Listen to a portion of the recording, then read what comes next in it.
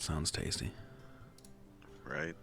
Well, then, with that, hey, stream, welcome to A Mutual Misunderstanding. I'm Drew, that's Jay, that's backwards. That's Drew, I'm Jay. You might be noticing Fuck that that, up intentionally. no, I Oh my wish. god. I'm so exhausted. It's been a day, dude. Holy fuck. Jay, that's Anyway, that's true. I'm Jay. As you might notice from the text on the screen, it's going to be audio only tonight because my webcam broke this weekend, and that's why I haven't had webcam for D&D this week. And I'm not gonna for like, I don't know, at least another week. So we'll see. But I'm gonna order a webcam and probably a mouse at the same time because my mouse is acting up. But yeah. You could totally help out with that if you want to subscribe with Twitch Prime. That would totally help, but What is the shill? not necessary. Yeah, well, I mean, you have to shill, right? Like, you don't shill, you don't make that moolah, right? Or something. Isn't I that don't fucking what know. your full-time job is for? Yeah, I guess, but it would be nice if, like, like a rich oil prince could just, like, give me $1 million and I could quit my job and just chill and stream all day. And yeah. So any rich oil princes out there, we'll send feet pics for $1 million. Anyway, we're going to talk about stuff tonight. It's been a while since we did Mutual Misunderstanding, which, of course, if you're not in the know, that's the name of the podcast, if you couldn't put two and two together. And this is the second one. It's been a minute since we did the last one, and this kind of also ties into why no webcam for at least Drew. Because he's American, and American internet sucks. Like, I'm literally right next to a mountain, and infrastructure in mountains is not easy. Yeah, but let me counter with, what state are you currently in? California. Checkmate. So, see, I've had decent internet off of my phone, literally next to a cornfield. I remember someone was in Kansas complaining about their shit. Yeah, someone was complaining about their shitty internet. So I was like, hold on. While my phone was tethered to my computer, I just reached over, took a picture out my window, and there was literally a cornfield within 50 feet. And I was like, look, I'm right next to a cornfield. I'm on my phone using internet. What can your issue be? And now that I'm next to a mountain, I understand. Actually, that's a perfect segue because it kind of ties into our kind of conversation topic for tonight. So, Is it? Actually, it does. Watch this. I'm going to tie it in. Awesome. Watch the segue. All right. So, All right. Speaking of really terrible internet, that's why no Drew webcam because, his terrible internet would lag out. However, we're going to be talking about D&D. Now, here's the tie-in. I remember back in the day when somebody decided to move to a mountain, and the internet was so bad that you actually joined Discord, or I think we might have been using Skype at the time, on your phone, and your phone started getting so hot because obviously the battery and all that stuff that we jokingly suggested, well, why don't you just go put a chair in front of the freezer and put your phone in the freezer and just play off of that? And you did. See that tie-in? And it kind of worked. Yeah, I Right? get it now. Yep. See where you went with that. Yeah, and it did work, Moderately. So, yeah. And the things I will do to play a D&D game. Well, it wasn't always like that, right? Like, I remember we were playing back in the day when, it was like you, me, Zach. God, I think there was a fourth, and then Derek was DMing for us. And that was the game that I think you had joined on your phone with the freezer and that whole incident. And then some time passed, whatever, and, I'd have a new game going. I'd be like, hey, man, you want to play? And you're like, nah. And then all of a sudden, Rain comes around, version 1.0. You're like, yeah, I'll play. And then that group lasted like 3 days. And then, part 2, and you're like, okay, yeah. So, I mean, there was a span there where you took some time off from D&D. That's true. Once I had real internet again, and it looked like I was going to continue to have real internet again. Mm-hmm. I was waiting for the right group. Yeah, that's fair. Can't really be mad at that. Still haven't found that group, but I was about to say, so did you find the group yet? Oh, man. Well, all right. Let me ask you this then. How do you feel about the current group that you're playing in? Give me all the dirty secrets. Who's a total piece of shit? Who do you hate, and who do you want to, axe murder in the middle of the night? No, I'm of course kidding. I don't want to start drama between us and all of our friends. Right. If I'm gonna talk shit, I want them to be able to defend themselves. Yeah, they got to be here for it. But yeah, I mean, go for it. Yeah, I was trying to remember who was in that group. I thought, was that whenever I played the cleric? Or was that still when I played Ozzy? It might have been. No, it wasn't Ozzy. It was. I was actually. You're talking about when you went to the mountain, right? Right. Yeah, that was my first homebrew, and the last thing I remember your character did was, like, before moving to the mountain, having to work around that, was you went to go to the top of a mountain because Zach's druid's like little home was there, and then it turned out it was completely engulfed in fire. And then you guys found a book, and you were playing Eggman because you ate the book, and that's where you got the name Eggman Book Eater. Oh, no. I was playing in that campaign. I was playing a cleric. I was Karn Wartooth, the half-orc cleric. Fuck, you're right. I just remember there was a point where you guys had this, like, kind of a chase thing where I had just seen, like, The Mummy with Brendan Fraser, like, a week before that. So you guys were, like, running through a desert as this, like, yeah, right? As this, like, massive face of the villain was, like, chasing you, and you guys were like, get the fuck out of town! Because, I get inspiration from everything for all the things I do, right? So, because I'm... Right. Lazy. Yeah. Damn, that was a good campaign. Yeah, too bad I moved to a mountain. Honestly, that game lasted a little while after that, but then it like slowly eventually died out. So, I don't blame you for that. But it was pretty fun. I was still pretty new to DMing at the time too, so looking back now, there's definitely moments where I'm like, yeah, that was a lot of fun. But every time I think back to that campaign or like go back and rewatch some of the VODs, because I'm pretty sure they're on my YouTube channel, I just kind of cringe. Because I'm just like, oh, why did I rule that way? That's dumb.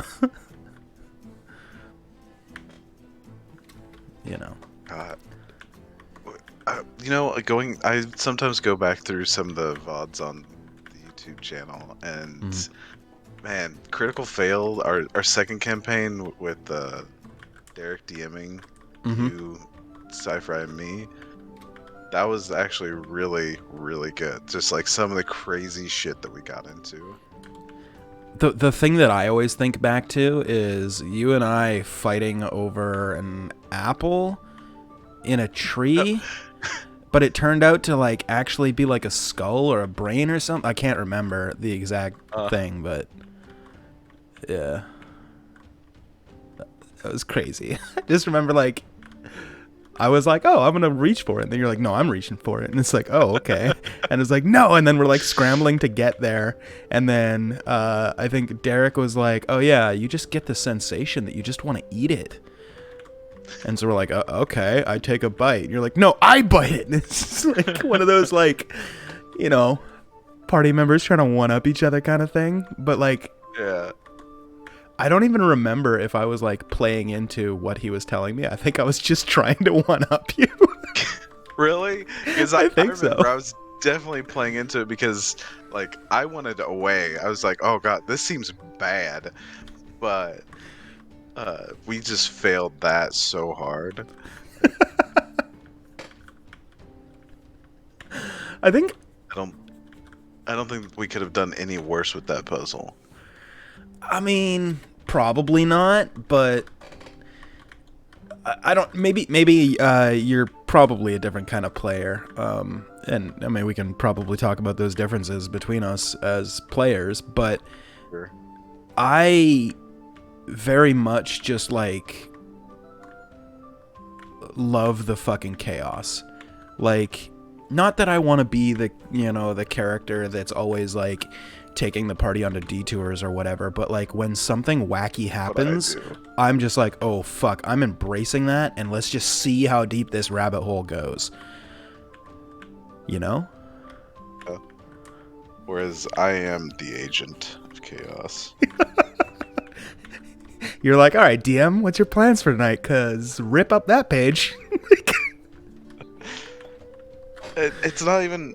Sometimes it's intentional just to see, like, oh, well, let's turn this stone over. Other times, I'm really just mostly. I realize today I'm just a method actor. I'm just getting into my character that much. Like, this is what my character would do in any given situation.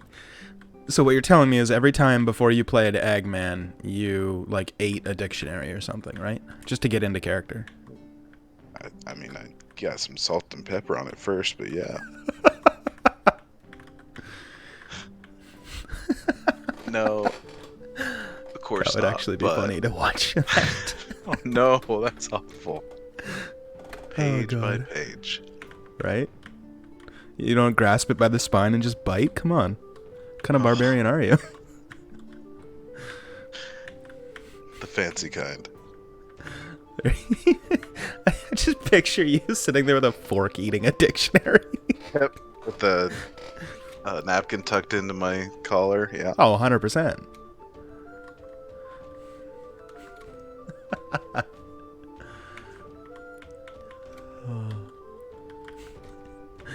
So, as the player that likes to be the agent of chaos, do you still do that like with every character?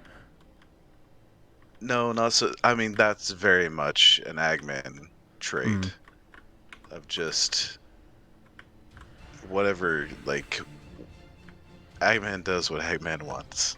If something crosses his path and he's curious about it, he's gonna check it out. If he doesn't care about a giant that's taunting him, then he just goes on his way. fair. If Okay. skeletons cross his path, he's gonna reduce them to dust. Just doesn't I like mean, skeletons. yeah, I mean, skeletons, they leave a mark, you know? I can get Uh-huh. that. Let me shift gears here, actually, for a second, because I think it'd be easier to understand it a little better if I understood how you make a character when you're thinking about making a character. So, obviously, we know you played Ozzy, we know you played Eggman, and then now you're playing Strawberry. When you're Yeah. looking at a character and you're trying to decide, like, oh, I'm going to play this or that or whatever, how do you go about making a character? Do you come up with a character first? Do you look at the classes and look at what might be fun? Do you think about a feat combination? Like, where do you start with?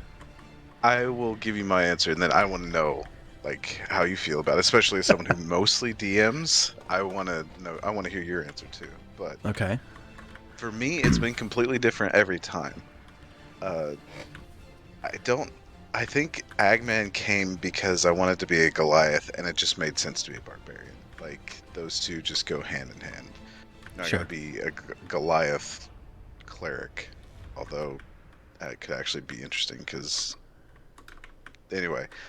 But like Goliath and barbarian, you're just like you're the strongest, toughest guy out there, and Mm-hmm. then just once you're playing this ridiculously strong character who doesn't really have much in the way of brains, you just like you're a hammer and everything's a nail. Like that's my Sure. problem. I'm I'm gonna hammer it. So that's how I got into Agman. It's just I wanted to be a Goliath, and it made sense to be a barbarian. Right. Ozzy was completely random. I rolled everything. I took the list of races and I rolled a die. Whatever it, there's a tiefling land, so my number landed on tiefling 6 or whatever of 8. I don't know. Uh, classes, same thing. I rolled a die. Okay. I think I even rolled a die for alignment Oh or rolled wow. dice. Yeah. So he was completely random, even down to, it has a table of suggested personality traits and flaws and all that. Yeah. Roll a die for all of them. Okay. And that's how Ozzy came about because I was totally unsure at the time. I had so much fun playing Agman, but I wanted to play something different. I'm surprised I went that random because I knew that I really wasn't interested in playing a spellcaster just yet. I hadn't gotten enough grasp of the game mechanics to want to delve into that. Sure. But yeah, so Ozzy was completely random, and I think as time went on, that was a real detriment because that wasn't. It was a very bland character since it was completely random, and I didn't ever really get much personality into it. Okay. But Strawberry, so Strawberry came as a, well, at the time, at the time I was playing Agman recently, and I noticed that Agman's strong personality was not being countered by anyone, so he was the de facto leader. Whatever he did, the party followed him into, Mm-hmm. and that's a bad thing. Especially if you're playing the Agent of Chaos. Yes, that's a very bad thing if you don't have any voice of reason. Yeah. So the idea with Strawberry was to be the complete opposite. And the one thing with all these characters, and I haven't really watched much of, because it's been like 4 or 5 years since, yeah, it's been 5 years since I played Ozzy. But I, like thinking back a bit, some of my own personality, like it was pretty much me if I was forced to inhabit this body. Like, what would I do? Okay. I'd have some fun with it. Yeah. Agman is like all these characters are part of me. Like, I think another reason like Agman came to be just who he is D&D is very early on in D&D for me. So Mm-hmm. there's a huge sense of wonder and like what's around the next corner, and I want to check it out. I would just want to see this, like this. It's fantastic or Right. fantastical. So a lot of that came through with Agman. With Strawberry, I'm still trying to figure out what aspect of my personality to infuse it with. So I'm bouncing between this inquisitive slash performative, like Adrian Monk meets Russell Brand, and it's making for an interesting combination. Okay, I can tell you, I've definitely been picking up on the Russell brand. Like, it wasn't until you said it that I'm like, yeah, that makes sense. But like, I thought you were definitely channeling somebody that's like a comedian and over the top. So Russell Brand totally makes sense. I was thinking like maybe Kinnison or like Robin Williams, Bob Saget, like that kind of comedian that you were channeling. But it totally makes sense for Russell Brand as well. Well, I think it's because I watched a whole lot of Sam Riegel as Scanlan just to get an idea of a bard, like Of a course. performing bard, because I wanted the performance part, and I wasn't sure how I wanted to go about it. So yeah, so there's definitely some Sam Riegel there Mm-hmm. as Scanlan, but yeah, I think whenever I really thought about it, I'm like, God, I'm Russell Brand is really what I'm coming off as. But it's quite good. Like it's not a negative thing. So I just think, Monk from Adrian Monk, Monk from the TV series, yeah. is doesn't really jive with Russell Brand as like this. So it seems like I'm almost a schizophrenic character Yeah, bouncing okay, between. I can definitely capture that. Like I remember when we introduced your character, I mean, it was basically this week. I mean, you had like 5-second basically cameo at the end of last session, and then this last session that just happened was when we really got to see your character for like 3 hours. And when you say schizophrenic, I'm like, okay, yeah, I can see that, because when the character first meets you and they like asked you a question, I can't remember what it was, but it was something like, oh, like your brother's missing. Do you need help finding him? And you're like, yes, I do. Yes, I need help. Yes. It's like, whoa, okay, we're going not all there, okay. And then, you know, you kind of settled into what I feel like you've kind of found the character a little bit. I mean, it's going to take time, right? You don't find a character in 3 hours, but yeah, that's so, actually really interesting. So I knew I wanted to play a bard because if like I was going to be the de facto leader, and then of course after I decided, you know, I'm gonna switch off to a more appropriate lead character. And someone else in the party decided they wanted to be a leader, and so now it's really interesting. I think it's good to have like strong personalities in a group. Like even if like if 2 members of the group think they're the leader, that's hilarious. And it makes for so much more entertaining gameplay, not just as a viewer or as a DM, but like I'm sure the players would even agree that it's more fun now having what's her name? Something Excelsior. Valeria. Having Valeria and Strawberry in the game is so much funnier and more entertaining and just enjoyable than, no disrespect to the other characters, of course, than like Santa and Eggman. Because, you know, like, again, no disrespect against the players, Santa didn't really have a personality, and it's because the players' first time ever playing D&D, you know, you're not really sure like what the game is, what you can do, what you can get away with, and, you know, even though I said right at the beginning, hey, if you can think it, you can do it, people, you know, like grasping that is one thing. Yeah.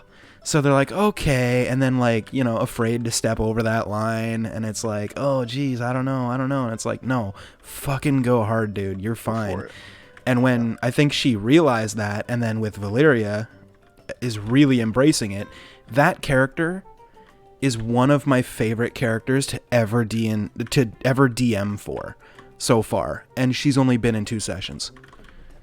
That is fucking amazing to me. And it's her, second character ever? Right. So, I mean, that speaks so much to it. But, getting back to the topic, having Strawberry... Yeah, go ahead. We clash as well. Like, not only are we both kind of leader-type characters, but we clash. Right. And the best part is neither of us are even with the mercenary company that we're taking leadership of. Yeah, the mercenaries are going to be like, hey, we got to do this job. And you're like, no, we're not going to do that job. No, we have to, or else this is going to happen. Yeah, we don't want to do that, though. But you're with the group. Nah. You guys are with us. Like, I mean, that could definitely work. But, I mean, there is something that's actually really cool about the 2 like leader kind of characters that makes it really entertaining. So you guys are obviously going to have different views on how to get things done, right? You're not going to see things the same way. So you might see, I don't know, just give you an example. Let's say you've got a mission, you've got to go into this town and kill this person, right?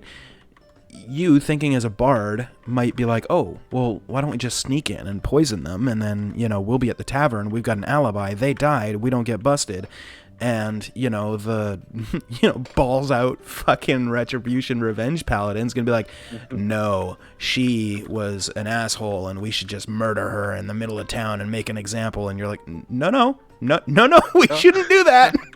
No. And then I feel like the part about that really helps is it gets the rest of the party members who so far have been a little bit passive, which, again, you know, it's fine if you're new. It's fine if you want to be a passive player. Not everybody has to be, you know, the face of the party. That's fine.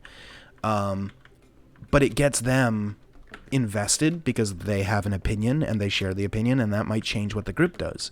you know? Mm. It's just a matter of, I guess, getting comfortable with that character. And if you just have one leader who always makes the decision, you know, then everybody just follows the leader. But if you have two characters who are like vying to be leaders, I don't know, it adds an interesting dynamic that me as a DM, I don't have to try to influence. I just put a situation in front of you guys and watch The mayhem. Yeah. Because if I want to manufacture, you know, something, I could, you know, like it's as simple as, you know, having, you know, you guys come across one of your party members, you know, son or something, you know, and they're dead, and it's like, oh no, you know, who done it? And then you find out that it's another party member's like brother, you know, that did it. Now, cool, I've just manufactured two of the party members to hate each other because, you know, one family member killed the other. But that's not fun. I could do it, but it's much more fun to sit back and watch you guys do it. Right. Oh, God. Absolutely. And so, because, you know, the whole idea was to basically make the opposite of Agman, a more calculating leader type, I made a bard. And as I'm making this new character, I realize I have a rabbit problem. Because like logically, I wanted to pick a class that goes with like this just archetypal bard, like a changeling. Because the idea is I'm gonna be kind of like a politics savvy, disguising like spy kind of guy. But as I'm scrolling through the list of playable races, I see a herring I'm like, what? I can play a rabbit folk in D&D? Well, I guess I'm gonna have to put my bunny ears on. That's hilarious. It doesn't really add anything to Bard. Its traits are more for close combat. But that doesn't really bother me. I'm a bunny folk, and man, that's been it's been interesting already. Like people like that. That's my I don't need anything about me. I'm just a bunny. I'm just a herringon, and that's like my thing. I could be the president of the world, and people just be like, bunny. Well, and the puns just write themselves, so that part is cool too. Yeah. Yeah, cool. Love it. I appreciate a good pun every now and then, especially the ones that make me groan and go, God damn it, Brian. Right.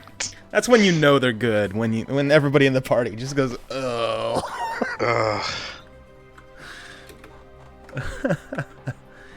I mean, those are the good ones. It might be too late to tell you this now, but I don't know if you knew this, but in Tasha's, they made it so that your races don't have to go with the stats that are on the actual race.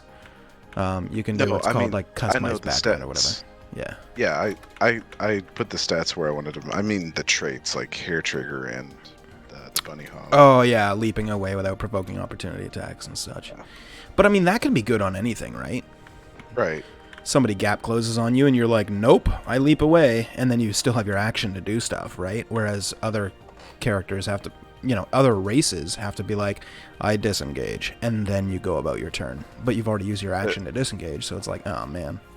It's also a bonus action, which Bard is like hot for teacher for bonus actions because that's where you get your bardic inspiration. Yeah. But you're also not going to want a bardic inspiration all the time, too. So it does give you something else to do with your bonus actions when you aren't using inspiration. Right. So that part is nice, too.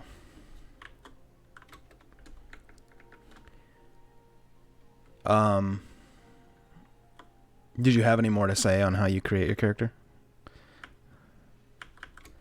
No, I think that's about it. I don't have. Whenever I think about it, I've played quite a. Oh, I've played. I don't even know. I should look up how many sessions exactly. I'd say it's around 30 sessions, maybe Mm-hmm. 35. And I've only had the three characters, and they each had, I guess, a specific thing about them that really drove me to create them. I don't. Right. I really can't cast my mind back to why I went completely random with Ozzy. Because it was entertaining. Yeah, I For me, at guess. least. Well, Um, how about you? You've had some interesting characters. I feel a little yeah. bad about my disdain for Skosko back in the day. Mm-hmm. I just thought you were going full edge lord. There was a part of that, sure. Obviously, all right, so I guess a little bit of history lesson with Jay. So I never got to play, D&D as a kid. It's not because, I saw the red box and Satanic Panic and my parents were like, "Don't, it's going to lead you to Satan." Nothing like that. I just didn't know anybody that played it, Yeah. and I'm old enough to the point that when I was a kid, you know, you wanted to hang out with your friend, you did one of two things. You picked up the rotary telephone and you called them, and if they weren't there, then you left a message and that was it. Or you got on your bicycle and you rode 2 kilometers to their house to knock on their door to see if they're there. Yeah, Canadian. Yeah, but I mean, sure. City is still the same thing. My point is, you still get on your bike and you ride your bike to their house. There was no, sending them a text and being like, "Hey, let's do this." Internet was still very, very early on at this point, if it was even invented at the time. I don't know. I don't know if Al Gore had put those series of tubes together yet. Um, All right, boomer. I'm that old. um, it's a series of tubes. So I'd always I would go to like game stores or whatever, and I'd always see the red box or second edition, or a little bit later on like third edition, like players handbooks, and they always looked like fantastical, right? Like I loved games like Final Fantasy and Dragon Warrior and stuff. I've always been an RPG nerd, so when I saw these games of D&D, I was like, oh man, it'd be awesome. I'd love to play, but I'd look around the GameStop and I'd just see 50-year-old men with, the big beards and, Cheeto dust on their hands and, just, being like, "I swing my sword at the," and I'm just like, oh, yeah, maybe not. But then none of my friends wanted to play either, so I always just kind of wanted to play, but I was always, I don't know, I guess worried about not going to the game store to actually play with people that I don't know. You never know what's going to happen, etc., etc. Maybe that's, a little bit of judgment running off there, but, my bad. Um, so anyway, when we were doing the podcast way back in the day, and Derek's like, "Oh yeah, Yeah. we're playing D&D," and I'm like, "Dude, I want to play D&D so bad. I've always wanted to. Never had friends that wanted to." And then you're like, "I want to play," and Zach's like, "I want to play," and Derek's like, "I'll run a game for you." And like the next week, or like maybe a month later, we're playing. That was fucking dope, and Right. that was my first time playing. I had a character idea, wanted to do it. Things didn't work out exactly the way I wanted it, but it is what it is. Learning experiences. Eventually, I start playing in more and more games. Whether it's Roll20 forums or, friends of friends on Discord or whatever. I start getting invited to a couple of games, and to this day, I have never completed a campaign that I have not run. Because every game falls apart, after like 30 sessions or whatever it is. It sucks, but, scheduling conflict as it is. So I've played the beginnings, at least, or halfway through, almost every adventure that 5e has ever put out. And every time, I want to try something different. I don't want to just play cleric until, let's beat this campaign, I'm always going to be the cleric. Like, no, I'm like, I tried cleric, it was cool. Now let's try something else. So I would do that, and next thing you know, fast forward to, a year or two ago, I've now played every class. Literally every single one. Class in every game. Yeah, so now, whenever I'm making a character, I'm always thinking about, this is how I create my character. I think about, what do I want to be at 20th level, right? So I think about like, what would be a cool class combination? Because I'm not just going to go straight Warlock or straight Paladin or straight Cleric. Like, it's boring for me. I've done that before. Let me try something cool. And to me, cool outweighs performance. So oh yeah, I played a Barbarian Wizard multi-class, and it was fucking hilarious. It was terrible. Like, don't get me wrong. Like, we've all had those games where, like Eggman fucking damn near kills, what you could essentially consider a mini-boss enemy in 2 turns with the help of, like, Sci-Fi. The two of you have, like, super high damage numbers. And let's face it, those characters are pretty well optimized as far as, like, stats and all that stuff goes. Yeah. You multi-class that with a wizard, that's fucking stupid. And so the idea was, like, I want to play something that's going to cast magic, at the back. And, when something gets up close thinking, oh, yeah, I'm going to fuck over the wizard, then the wizard would just fucking rage and then just start stabbing. And that was my first, like, foray into multi-classing. But, yeah. Anyway, so that's how I come up with a character idea, is I just think, like, oh, what do I want to be at 20th level or wherever the campaign ends? What would be cool? What would be a cool combination of classes? And then I just do that. Sometimes I die before I even get to multi-class because the base class that I chose is not optimal, and then I'm playing it like I shouldn't be playing it. But yeah, I mean, ultimately that's what it comes down to. And as far as like making the character and who the character is, usually I just go for funny. Like, one of my favorite ones that I've done in recent memory, I wish Brian was here for this, but it was a turtle. Was it barbarian?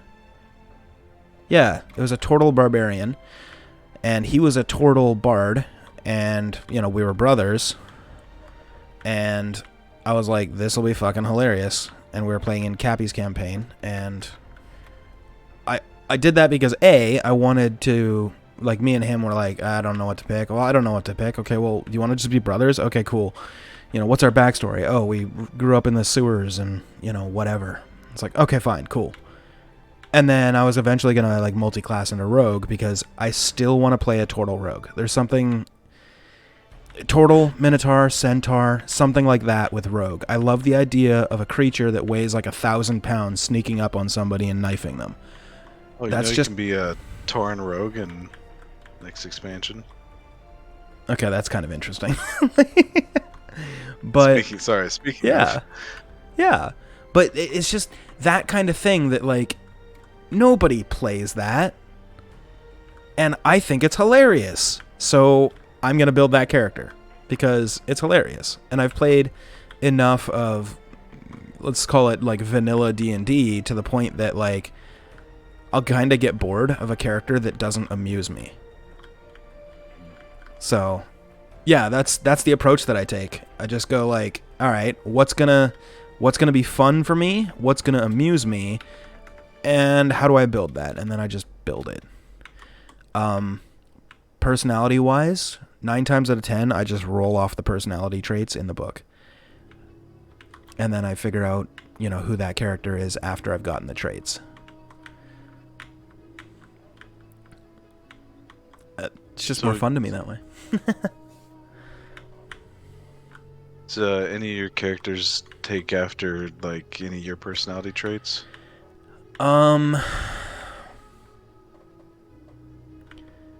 Probably the closest one would be the last character that I got to play, which was in Lauren's campaign for Rime and the Frost Maiden.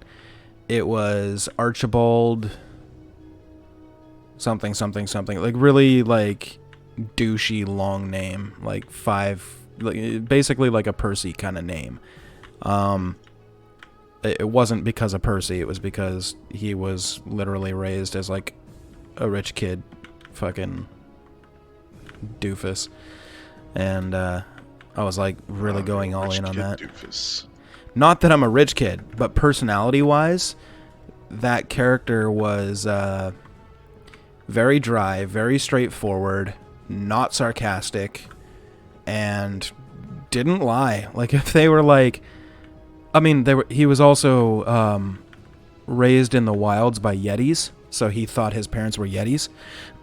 You know, not that my parents are Yetis or anything like that. Yeah. Oh, thanks. My parents aren't Yetis or anything like that, but it was just that, like, the personality was like, I don't give a fuck. I know who I am, and, you know, take it or leave it. This is who I am. If you don't like it, fuck yourself. Like, it's not my problem. That's your problem. And that very much is, like, my personality in real life. You know, I try not to actively insult people, but, you know, and for the most part, I don't just go around trying to piss people off, but, like, don't ask me a question if you don't want the answer, because I will tell you the answer even if it upsets you. And even if I know that it's going to upset you by me telling you the answer, I'm still going to fucking tell you, because on principle, you asked me the question. You know, if I ask you a question, I want an answer. So I do that exact same thing. So Archibald was probably the closest to me as a person. Everything else is very much random. And I actively try and avoid taking from, like, other media. It's hard to do because everything's always been done, right? Right. As far as bards go, like, you've got your options. You can play Scanlan, or you can play Adam Sandler in, Mr. Deeds, or like Adam Sandler, well, pretty much any Adam Sandler character. Like, those are your only options really as a bard. Or you can go with the man-slut route, which every bard usually pigeonholes into at some point. You know, so which there's not really a way to avoid that. I never understood that trait. Oh, I feel like you were going to say trope. Trope. It's more of a trope than a trait. Yeah. It's common because I think bards were the first characters that were put into D&D that it was, like, acceptable because, you know, you're a charisma-based character and your goal is to make everybody love you so you can get what you want. Even when bards were shit, they were still, like, charisma-based. And, what's one way to get what you want? Give somebody a good dickin'. If they liked it, then, you know, they're going to be more amenable to your cause. And so Russell Brand, got it. Yeah, basically. So versus what? Barbarian is always going to be Highlander. You could make the intellectual barbarian that likes to sit down and think about what he does, and then sometimes he just loses control in combat, but ultimately, at the end of the day, every barbarian will boil down at a point to just a rage monster, because that unfortunately is the class. I don't necessarily think a bard has to be that way. I mean, Derek did a good job last campaign with Gabriel. He never slept around once. In fact, it was the paladin that slept around. So, Jason's fucking character. Yeah, exactly. But, yeah.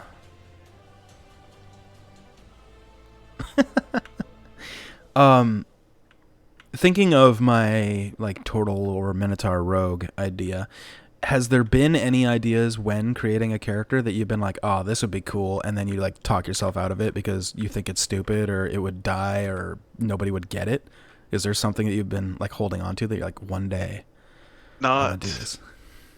Mechanically, yes, but the mechanics of the game don't really interest me so much as the role-playing aspect. Mm-hmm. But mechanically, I've considered either a satyr for the magic resist or anything that can fly, like without having to cast fly. Oh, like Aarakocra.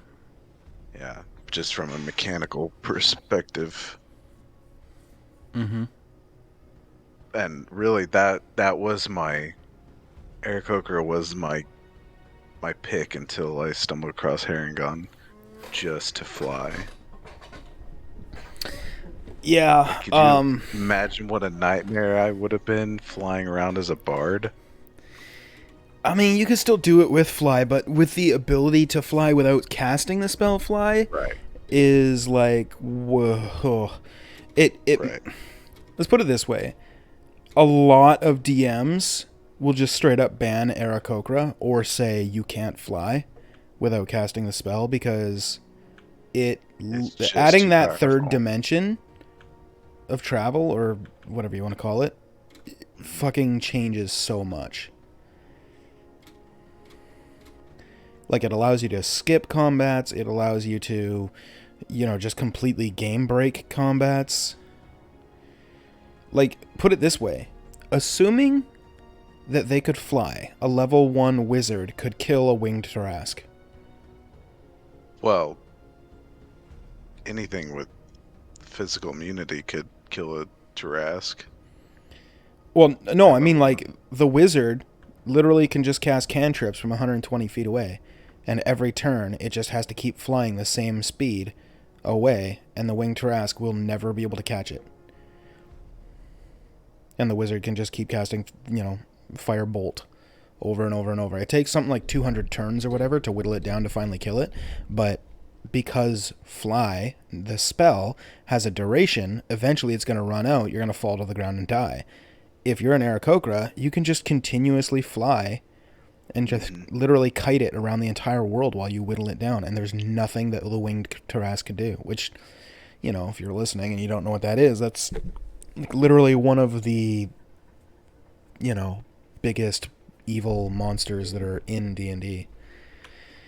I mean, now there's a lot more that are bigger and scarier. Astral Dreadnought, Tiamat, etc. that all come to mind, but Winged Tarrasque is big beefy bad guy. But like I said, they can't do any damage that isn't physical. Mm-hmm. So anything that's immune to physical. Yeah, but nothing's going to be immune to physical at level 1.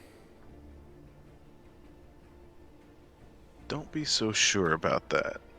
I can't remember what it was. I've been watching. I've been educating myself. Okay.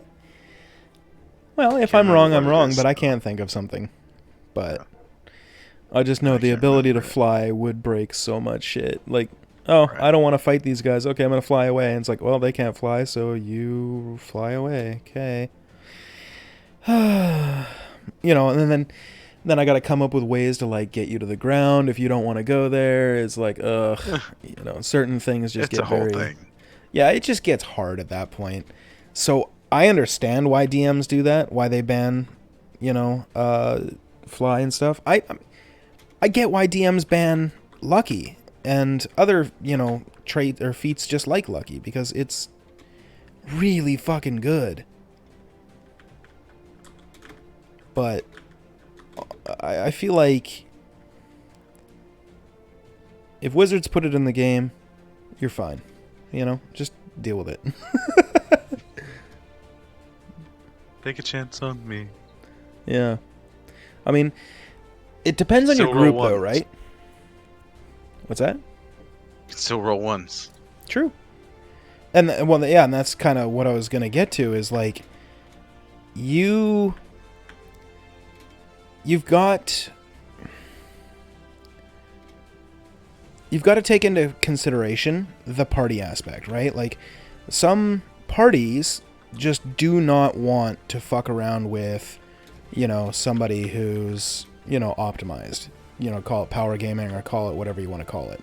Like, certain parties, they just want to play through the adventure as it was written in, not have to worry about, like, oh, this person is like, built their character so they never take damage and they just, dunk on everything, and, they don't want that. They want the challenge aspect.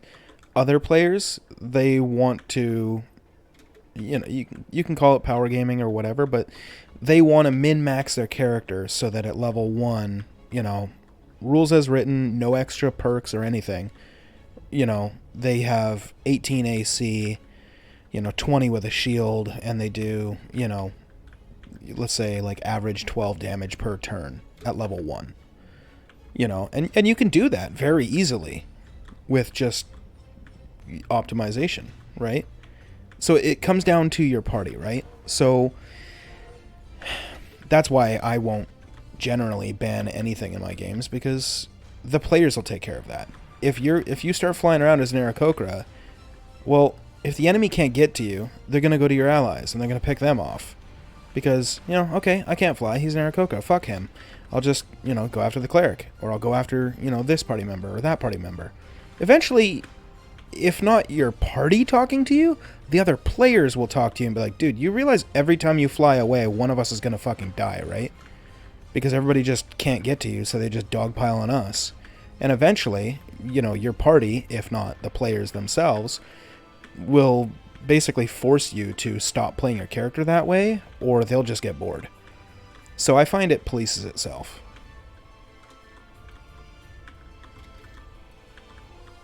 Sorry, I was a little bit ranty. You ranty? Yeah. Weird. Yeah. Only on topics I'm passionate about. I feel or while I'm conscious. That too. To record me while I'm in my sleep. I mean, I wasn't gonna out you, but... Shit!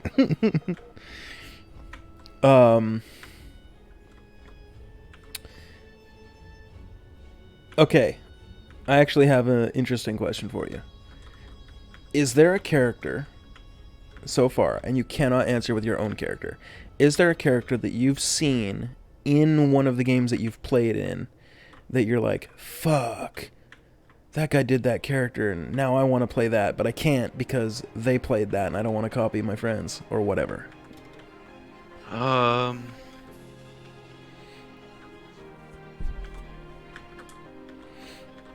Probably.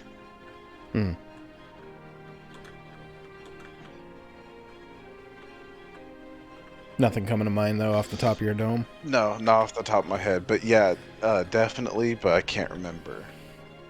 Okay. And some of it might also just be, like, not even specifically the character, but how that person plays it. I guess some of that could just be some jealousy as to, damn, they're really knocking that out of the park. All right.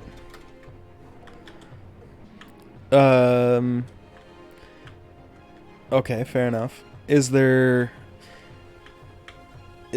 been a case where when you're making your character for your campaign, let's say Rain, for example, where you're like, ooh, what am I going to make? And then you talk to the rest of the party and it turns out somebody else made that class as well, and you're like, well, fuck, I guess I have to switch. No, because we've already had two exactly same primal path and everything barbarians. Doesn't stop me at all.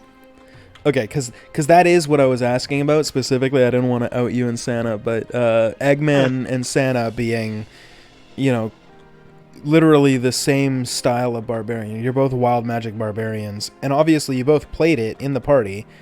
And I feel like they both had their moments at times. I was wondering if there was ever a point where, when you were considering making it and then talking to, Santa and, her being like, yeah, I'm going to go Barb. It's going to be blah, blah, blah. And you're like, ah, shit. Should I change? No. Should she change? Because initially I was going to be a cleric, and I already knew what her character was. We were making our characters, our backstory went in together, so I knew what her character was from the beginning. I knew she was a wild magic barbarian. It wasn't until after the one-shot that I really started to think, playing Eggman again sounds really fun. I remember that conversation. Hey, if I wanted to play Eggman, can we make it work? Yeah, we can make it work. All right. Let's do it. Good times. Yeah, so even knowing that Santa was already a wild magic barbarian, it didn't even faze me. Right.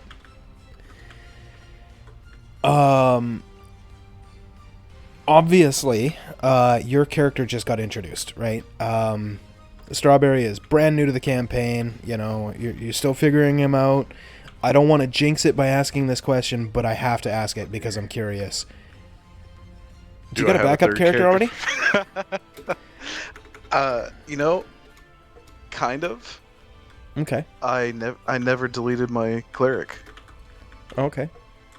and I don't know if we wrote his death in or if it was because Nope. from what I remember, yeah, it wasn't specific. Like there wasn't a body, Yeah. but he was Basically, presumed dead.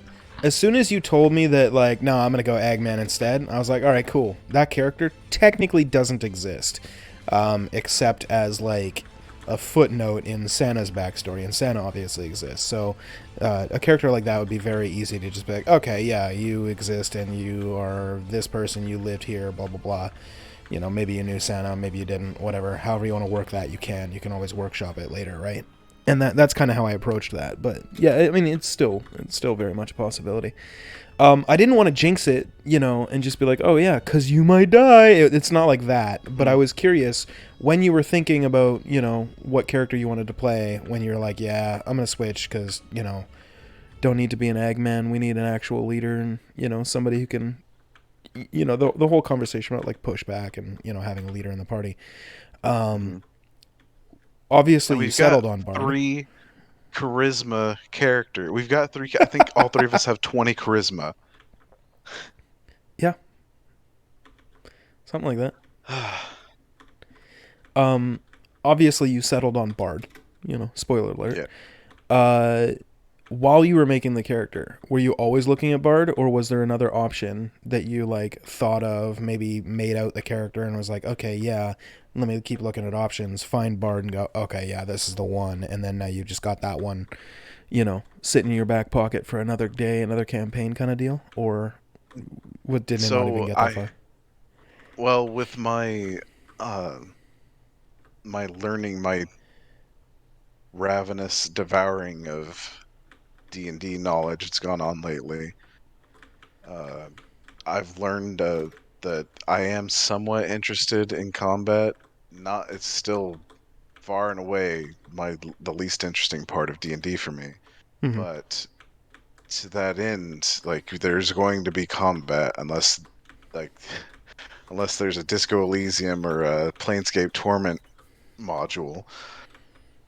There's going to be some combat, and I've looked at different mechanical builds that are focused on combat, and there's some really cool ones in like what they can do in combat, but Mm-hmm. they're also broken. Like once they hit like level 10, they can pretty much go toe to toe with anything. Okay. Like at that point, it's just a win more stuff beyond that. Some of them need a little longer, but some of them are just over powerful at 10 to 12. Yeah, but there in particular, there's like a Warforged Spellblade. I can't remember what the multiclass was. Okay. Fighter, maybe. But it's just nonstop magic damage, like Right. with a weapon. Fair. I mean, obviously, there's always going to be class combinations that are going to be like really good, obviously, and Right.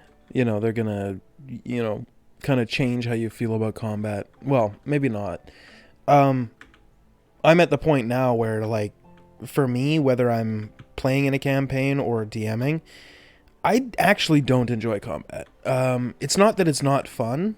It's just that it it can It take just a makes it while. repetitive. It is, but also there's very little repetitive is a good word because there's very little difference between, a goblin and a dragon. That sounds ridiculous, right? But it's true. But let's face it. You're gonna walk up to the goblin. You're gonna swing at it with your sword. You're gonna do some damage. You're gonna pass turn. And This is the exact beyond same that, thing you're gonna do with a dragon. and yeah, and then beyond that, like, and it's same with class to class too, to some degree. If you're a warlock, you're gonna Eldritch Blast. Yeah. If you're any martial class, you're gonna swing at it with the weapon. And then if you're any other caster, you're going to use control spells. Yeah. Or if you're a healer, you're gonna wait for your allies to take some damage and then you're gonna heal them. Right. Like that is ultimately the way that D&D boils down in combat. It would be cool if there was other things that they could do, to vary it up a little bit. But ultimately, at the end of the day, like the people that love combat are gonna love combat.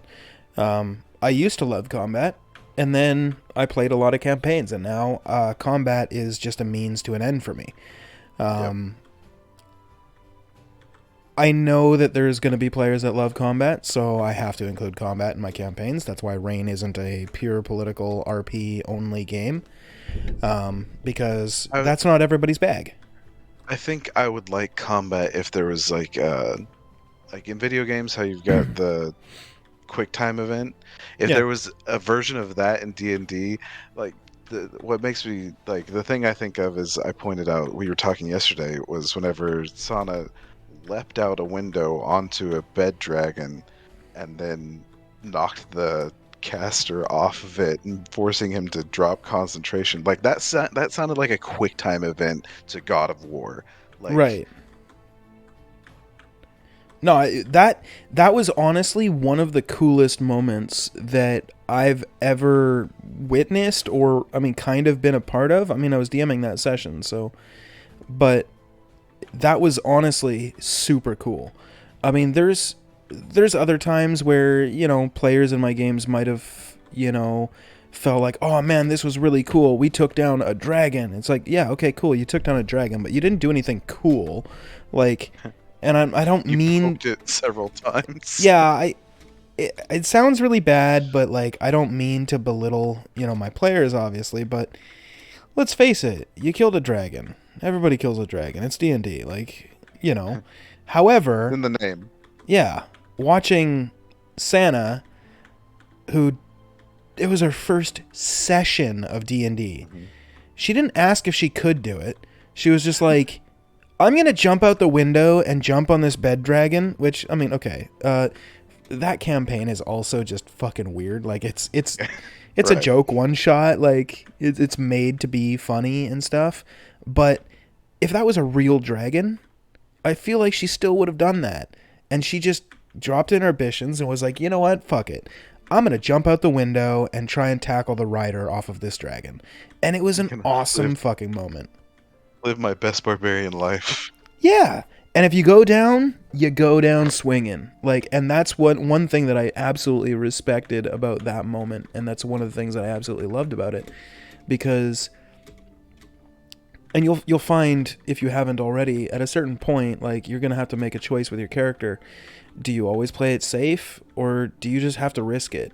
And, whether it's certain events in Critical Role, like Grog's backstory with the barbarians that they ran into in that city or whatever, like Kevdak or whatever, and, like, he was in death saves or whatever, or he was like super low on health, and he like jumped off a building or whatever to try and tackle Kevdak and like face him in a one-on-one, and he was like, yeah, chances are I'm gonna die here, but like I have to go for it. He could have played the safe route, but instead he did something awesome and people remember it.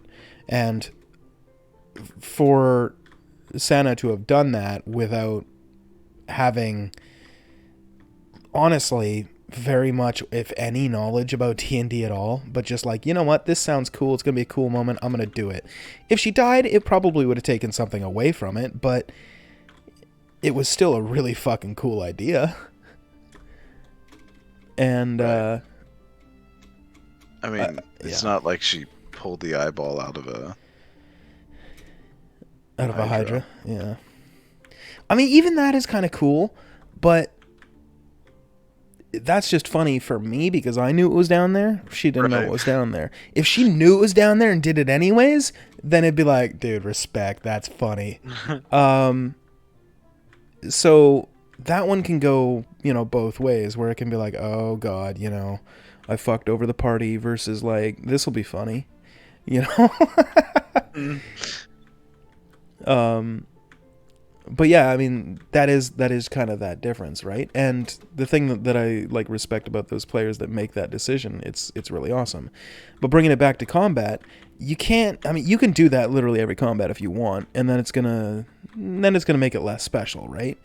But the fact that you can do that is really cool. But unfortunately, you're gonna have challenges with that, right? Like, you're not gonna be able to do that every combat. You might lose your character, and now you gotta reroll a new character, and then you gotta take a while to get into your new character, and it, that part can get really messy. But if you can actually just go hard, every now and then, it can really accentuate the combat and make it a little bit more enjoyable.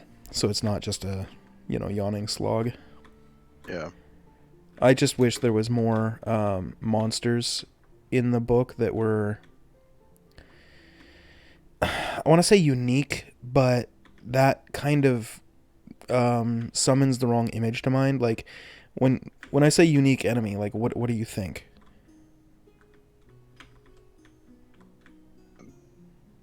Named. Right. Or something that's like Powerful. obviously super big bad. Like, like, Right. oh, when I say like unique, you're thinking a lich. You're thinking an ancient red dragon. You're thinking Tiamat. You're thinking, whatever. You're probably not thinking a Medusa. Which, I mean, in our folklore, like, Medusa is a named Gorgon, but like the Gorgon Right. being the race of snake-headed women, whatever. In D&D, Medusa is the characters, not a named person, right? So it's kind of backwards. But, Medusas are very weak in D&D. So are basilisks. And they're kind of unique. So you can use them for like level 5 parties or level 4 parties. And then you run out of uses for them. So then what else do you have that's unique? Ghosts aren't really unique. Orcs aren't Or unique. you just pile more on. Yeah. But then that takes away the uniqueness. Exactly. If you have the next 10 combats in a row is, a Medusa, and then, a Basilisk, and then, a Hydra, and then a Dragon, and then a Lich, and then, like, all these unique creatures. Now, none of them are unique, because you're literally just running the gambit of all these, unique creatures. Now, it sounds hypocritical, because I said I want more unique creatures. The thing is, like, I want creatures that are specifically unique in very particular ways. So, in the homebrew, in Rain, not to spoil anything, so I'm not going to give too much away, but I have homebrewed monsters that don't exist in the monster manual because I wanted to see more of a unique kind of character, or a unique kind of monster. They might be like CR7, for example, so not super tough. You guys would one round them as you currently are. But what makes them unique? They can't take damage unless they're hit in the back. That's cool. So now you've got to think of a strategy. How do we get to this monster? How do we get to its back? Maybe they only fight in pairs so that, one of them is always looking at the other one's back. So how do you do it? Okay, you run up there and you use an action to shove, and then while they're on the ground, you stab the other one in the back. Stuff like that. You make the characters think. The way you're presenting, so that just makes me think of video game characters. So you could get on Doom or Halo and get those monsters off of there because hunters come in pairs. Mm-hmm. Or Fallout, I'm thinking of the crab monsters because their shell is so thick that you can't really. Oh yeah, Mirelurks. Yep. But whenever you start talking about these unique monsters, that's what came to mind. Yeah, exactly. And well, specifically in the thing that I'm thinking of that you can only take damage when it's hit from the back, I was thinking of Mirelurks. So if you guys ever meet these creatures, and if you guys ever fight these creatures, it'll be maybe not obvious right when you see it, but pretty quickly you should be able to be like, oh, okay, I get it. It's, you could call it like a gimmick fight if you want. I don't think gimmick is a dirty word. A lot of people in D&D do think that gimmick is a dirty word, but I don't. Every character's got a gimmick, right? Yeah, I was thinking of Mirelurks when I made that, that creature. But I felt like I needed to because, let's face it, you can only fight so many zombies and orcs and goblins and bandits before you're just bored with, the monster manual. And there's some interesting ones in the Tome of Foes, but their CR calculations are way the fuck wrong. Like, I saw a monster in the Tome of Foes, which is a third-party monster manual that somebody made on DM's Guild or whatever. It's supposed to... It says CR2, but really, it's like CR14. Oh. Like, it is just... Fine. It's ridiculously overpowered for the CR that they attributed to it. And that's just one of them. And it's like, oh, geez, come on. Like, wildly unrealistic. So as far as like these unique monsters and stuff, that's kind of what I'm thinking of instead of just, there's still going to be a dragon here or there. There's still going to be a basilisk. There's still going to be, a Medusa. I mean, they exist. You've seen them so far.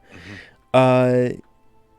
There's going to be these things that and love from fantasy, like dragons and shit, where you could fight them if you want to. But when it comes to, like, the run-of-the-mill monsters, aside from just shoehorning in, a vampire or, even vampires are very homogenized in D&D, like a dragon or a lich or something, like truly unique, or a beholder, instead of just shoehorning one in randomly where it doesn't feel like it fits, I can add, a group of these kind of unique monsters that I've homebrewed up, and, it changes combat enough to the point where the players hopefully will be like, oh yeah, this is fun, but like not super hard, and, it'll still maintain the shock and awe of when a dragon fucking shows up. Yeah. Like, I had a really cool moment on Monday where the Monday group, this isn't spoilers, the VOD's up, you could watch it. The Monday group was, like, walking along a field, and they saw, like, some sheep in the field, and then there was a flash, and 2 sheep were gone. And they're like, huh, that's weird, let's go investigate that. So they're walking over there, and there's another flash, and then 2 more sheep are gone. And they're like, hey, the sheep are disappearing. We should kill these sheep and, like, take them. Because meat or something. I can't remember their exact reason. But they're like, okay, whatever. So they start doing that, and they start killing off all the sheep. There's, like, 16 of them left. And so they're all like, okay, we're going to shoot at these sheep, whatever. And I'm like, okay. And every time between the 2 flashes, I'm sitting there and I'm counting. You could probably see it in the VOD. Well, actually, you can't because, again, webcam was broken. If the webcam wasn't broken, you could probably see me, like, literally counting, like, nodding my head, like, with every second, because I'm counting the turns that it takes a Dracolich to fly back to its lair, which is, a certain amount of feet away, land, drop off its food, and then fly back to grab 2 more. Because all it was the Dracolich was, hunting the sheep. So counting sheep, I'm running out. Were you thinking that? Not really, but now I am. On my own, here we go. But yeah, so immediately, the party, when, they start killing off all these sheep, I'm like, okay, cool. You see a flash again, and one of the party members was like, can I see what it is? And I'm like, okay, yeah, make a check. So they do, and the perception check was high enough that they were able to make out a figure as the dragon, the Draco Lich, was swooping down. And he's like, okay, cool, I'm going to attack it when it leaves my range, attack of opportunity. I'm like, okay, yeah, cool, so you do that. And I'm like, are you sure you want to? He's like, yep. And then so I reveal on the map that it's a Draco Lich. Immediately, the entire party's like, oh fuck, oh fuck, oh fuck, oh fuck, because they literally just attacked a Draco Lich, which... For those that don't know, that's a dragon that's a lich. Like, it is what it sounds like. And they're like, oh fuck, oh fuck, oh fuck, we're definitely gonna die. Like, this sucks.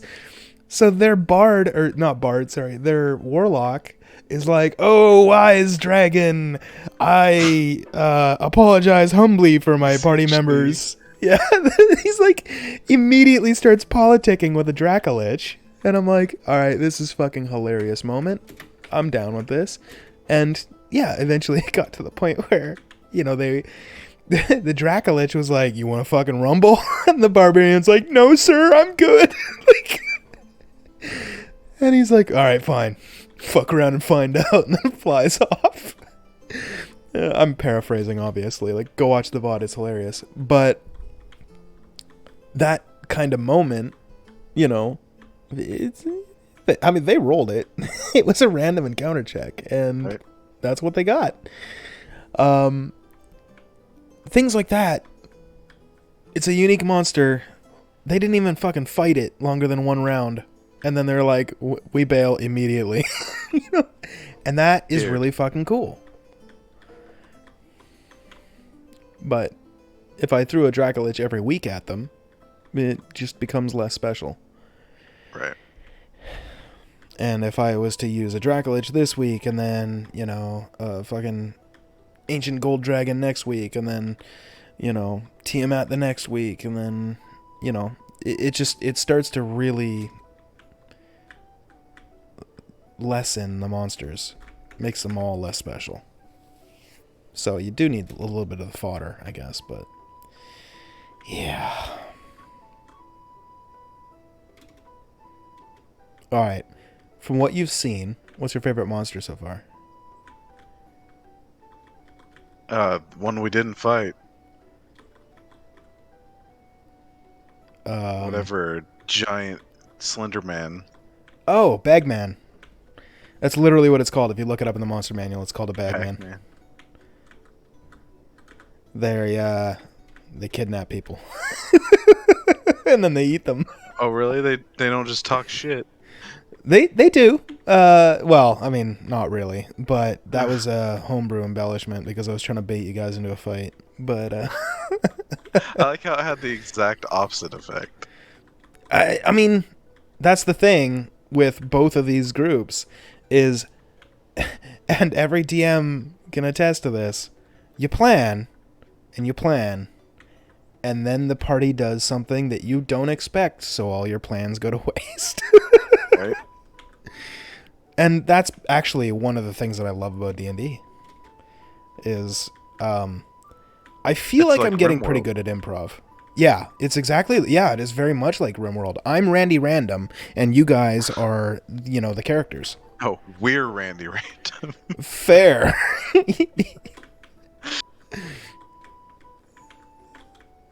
Yeah. But aside from just the name, though, like, literally, I'm the narrator, and I throw things at you, and you guys just do whatever. So, yeah, I'm Randy Random, and you guys are playing RimWorld. And I'm just like, oh, here's a plague. Have fun. Oh, they just decided to move to a different part of the map. Okay. Oh, they just ate the plague. Okay. Oh, okay. Like, that stuff's gonna happen, but, yeah. Oh, man. Okay. Aside from the ones that you've seen, what's just your favorite monster so far that, either you've looked up in the monster manual or you've thought, oh, this will be cool? Or is it the Bagman still? It might just... So part of it's still the Bagman, just because there's mystery to it. I don't know much about it. Mm-hmm. Whereas all these other monsters I've looked up, I've learned about. Mm-hmm. And...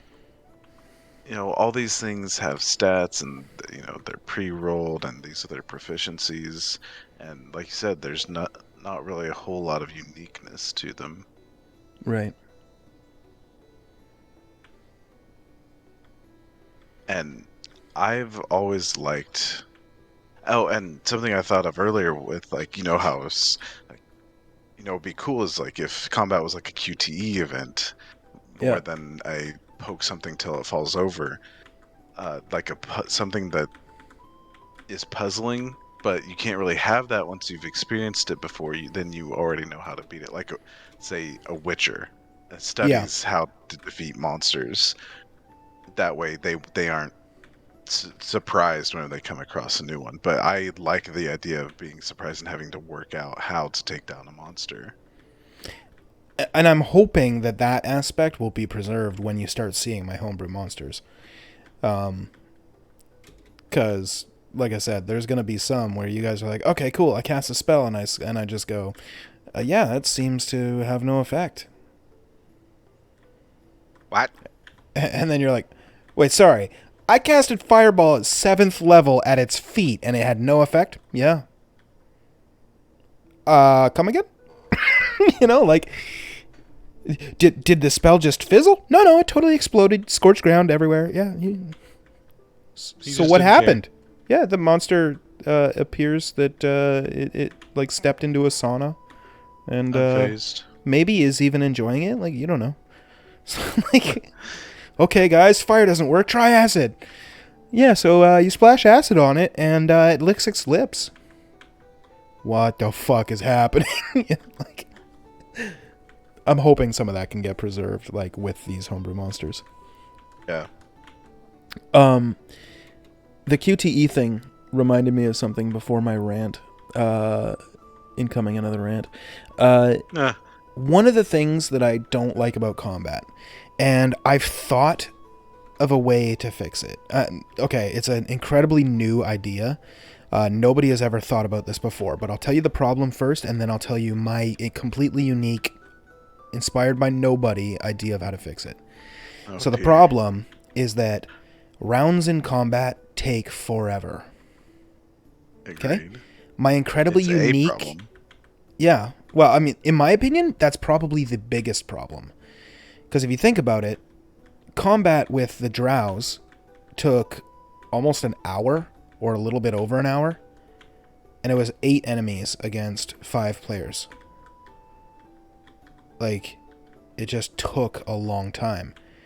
So you think about, why did it take so long? Was it, it takes forever to add up the dice? No, that's already done in Foundry for the most part. Right. Is it because, people, were trying to figure out, like, strategy, like, hey, move over here, and then I'll move over here, and then yada, yada, yada, and then they execute that, and one person does it wrong, and like, no, okay, rethink the plan. Like, nope. Was there any meta, outside of game thinking where it's like, oh, we should do this? No. The problem was, some people are really good at taking their turns because they use everybody else's turns as thinking time for their turn. And then there are the other kinds of players, of which both groups have at least one of these players, and I'm not going to out them or, name them. If they figure out from this conversation that they're the player, then you're an asshole. Stop doing that. But otherwise, the group can talk to them if they feel that way. Otherwise, I'm not going to just be like, hey, stop doing this. They will take their turn, and then they'll just stop paying attention until I say, okay, X player, it's your turn again. What do you want to do? Then they look at the map and go, oh, okay, here's where everybody's laid out.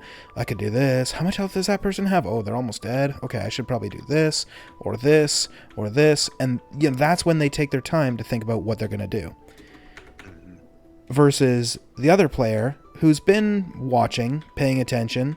It doesn't take that much. You don't have to be that engrossed in the combat, but just while somebody's taking their turn, just kind of be mindful of what they're doing so that you're prepared. And then when it's your turn, just go, okay, cool. Bonus action, rage, action. I'm going to swing twice with my longsword. Click, click. Either of those hit? Yes. Okay, cool. Here's damage. End of turn. Okay, cool. Your turn just took 10 seconds as opposed to 5 minutes. Now, here's my completely unique, never thought of before. I came with it all up by myself, not inspired by anybody else. Definitely didn't go to Reddit to try and figure out this problem. Seems legit. Yeah, totally all me. Idea. A shot clock, if you want to consider it that. Okay. Yeah. Okay, Drew, it's your turn. You've got 20 seconds. What do you do? You know what I mean? Something like that. But I'm very hesitant. I'm very hesitant to do it because not everybody works at the same speed, right? Right. Yeah. But I mean, it's just like we, our group definitely has people that we get into combat and then they are checked out during everyone else's turn. Yeah. It's definitely a thing. Every group, I feel like, pretty much every group I've ever played in has had a player like that. It's not always the same player, so, I'm not trying to say that the same player in the Monday game is the same player that's been doing it in every campaign I've run for the last 5 years. Like, it's not like that. Oh, you aren't saying that? No. Generally, if you are that kind of player, you are that kind of player, and stop it. Because, if you're listening to this and you're like, are they talking about me? I'm probably talking about you. If you're thinking, nah, my turns are super quick, he's not talking about me, you might be right. But if you're sitting there going, I wonder, then yes, I'm talking about you. But I played with so many players over the years that, just online games, probably between 15 and 20 different people, and then include in-person games, another 30 randoms plus like probably 10 regulars. Mm-hmm. So I've seen a lot of people checked out until their turn. And it can get messy when somebody says something on their turn, and then the next turn, this player that I'm talking about does something completely contrary to what the player on the previous turn had said to do. Yeah. And that's when it's obvious, like, oh, you're that guy. If you're listening to this right now and you're thinking, oh, I did that? Yes, you did. We've talked about this. I mean, it just comes down to etiquette, which I think actually this. I don't think either of us were gonna plan on talking about this. We should have done, or from my research, and I might speak a little bit on to why I've done so much research. But for my research, there should be a game zero. Just a layout of everything that's going on that can maybe even introduce characters a bit, but like lay out the ground rules. Everyone talk to each other. I think a game zero would have been really good for us since we've got two completely fresh faces. Well, that's what the Wild Sheep Chase was supposed to be. Right. Yeah. Right. Yeah. But like a setting of ground rules, like bringing this up to everyone to get everyone's expectations down, especially like what are you hoping to see from this campaign? Right. And there's things like whenever we go into combat, it's bad etiquette. It's rude to just kind of space out while everyone's taking their turn. If everyone is focused on, we can take half the time in combat if people are paying attention and like engaging in it instead of on their phones. Mm-hmm. Yeah, I mean, then a combat wouldn't take an hour, and for those that don't enjoy a combat a lot, they could get out of that faster. And I'm not necessarily saying the people that don't enjoy combat are the ones that are spacing out in combat. I don't know everybody's stance on combat, but I mean, that could definitely help. I feel like that could happen though at any time. It doesn't necessarily have to be a session zero. Like, right. For example, hypothetically, the Tuesday game, coming up this Tuesday, if you wanted to have that conversation with your group, you could totally have that conversation. Same for the Monday. On Monday, you guys could have that chat too. Like, that can happen at any time. I mean, it could happen before then too. Just in text chat, be like, "Hey, how do you guys feel?" Blah blah blah. Maybe this conversation will prompt that slightly. I don't know. But yeah. I also feel pretty. Oh, so pretty. Oh, so pretty. Yeah. There is parts of combat that I feel like no matter what you do, even if you do a shot clock, it's always going to be slow. So, right. Obviously, when you start getting into effects that have wisdom saves, this is the reason why I haven't done the shot clock, right? But I keep calling it a shot clock because that's what it's called in, like, basketball or whatever, right? So that's the easiest thing to kind of relate to it for most people. But if I call it a turn timer, well, what kind of timetable do you put for that? Do you put 30 seconds? So you have 30 seconds to take your turn? That seems pretty reasonable.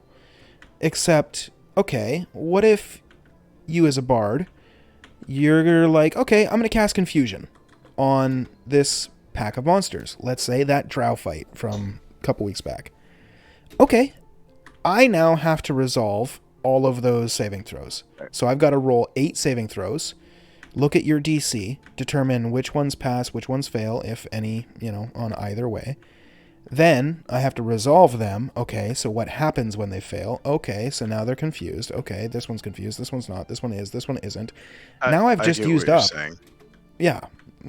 Now I've used up your 30 seconds. Now your turn's over.